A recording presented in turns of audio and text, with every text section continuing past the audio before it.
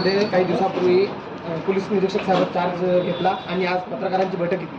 Sir, एक जनतेला उद्देश काय सांगणार आणि तुमचं एक बहुचर्चित जे काम आहे नशाबंदीचा, दारूबंदीचा, त्याबद्दल काय सांगणार सर? आज या ठिकाणी हिमायत तालुक्यातील सर्व गावकऱ्यांना व सर्व नागरिकांना आवाहन करू इच्छितो की सर्वांनी कायद्याचं पालन करावे। कोणीही चुकीचं काम करणार नाही, कायद्याचं कोणी उल्लंघन करणार नाही। जर कायद्याचं उल्लंघन केलं तर त्याच्यावर कठोरात कठोर कारवाई करण्यात येईल।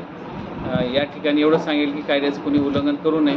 त्याचबरोबर जे दारूचं व्यसन आहे या गावामध्ये आल्यानंतर माहीत झालं की मोठ्या प्रमाणात व्यसनाचं प्रमाण जास्त असल्यामुळं डॉक्टरांच्या सहकार्याने गावोगाव कॅम्प घेऊन त्यांना औषध देऊन त्यांना दारूतून मुक्त करण्याची एक डॉक्टरच्या मदतीनं, पोलिसांच्या मदतीनं व पोलीस पाटलांच्या सहकार्यानं तिघांच्या संयुक्त विद्यमाने गावोगाव कॅम्प घेऊन मोहीम सुरू करत आहोत। सदरची मोहीम ही गुरुवारपासून सुरू होत आहे। सुरुवातीला 8 गाव आपण निवडलेले आहेत, त्या गावामध्ये गुरुवारपासून सुरू होऊन जाईल।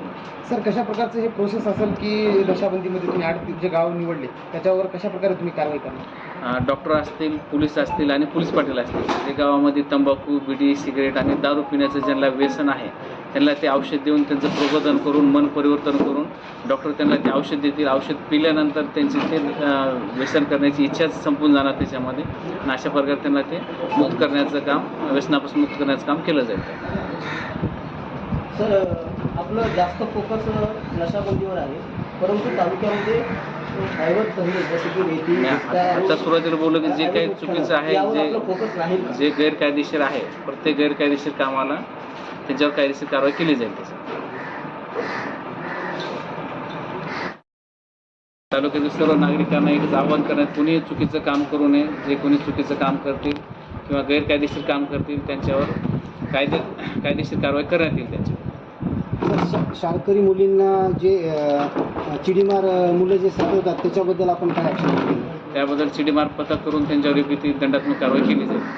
तर याचबरोबर काही दिवसापूर्वी हिमायतनगर शहरामध्ये चोरीचे गाड्या हे खूप मोठ्या प्रमाणात आढळले होते आणि त्यांच्यावर मोठी कारवाई करण्यात आली होती। तरी यामध्ये अद्यापही ज्या गावामध्ये खूप असे गाड्या आहेत त्यांच्याकडे कागदपत्र नाहीत आणि ते उदरनिर्वाह त्यांच्यावरच आहे, त्याच्यावर कशा प्रकारची कारवाई असतात आणि कशा प्रकारचे तुमचे निर्णय? त्याचा अभ्यास करून किंवा त्याच्यावर विशेष मोहीम राबवून त्याच्यापर्यंत कायदेशीर कारवाई करण्यात येईल।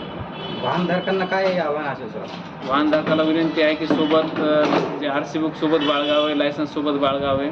सोबत नसेल तर कमीत कमी मोबाईलमध्ये तरी RC बुकचा त्यांचा फोटो असावा कमीत कमी त्याच्यामध्ये। जे गाडीच्या सायलेन्सरचा करणं कर्कश आवाजाने लोकांना त्रास होतोय सर, ते मोठमोठे आवाजाचे सायलेन्सर लावलेले आहेत, त्याच्यावर जे मोटार वाहन कायद्याप्रमाणे त्यांच्यावर दंडात्मक कारवाई केली जाईल। काही स्कूल बसवाले आणि शाळा ट्युशनवाले जे प्रवासाचे वाहन आहेत त्यावर ओव्हरलोडिंगची जास्त प्रमाणात होते, तर त्याकडे जरा लक्ष द्यावं असेल।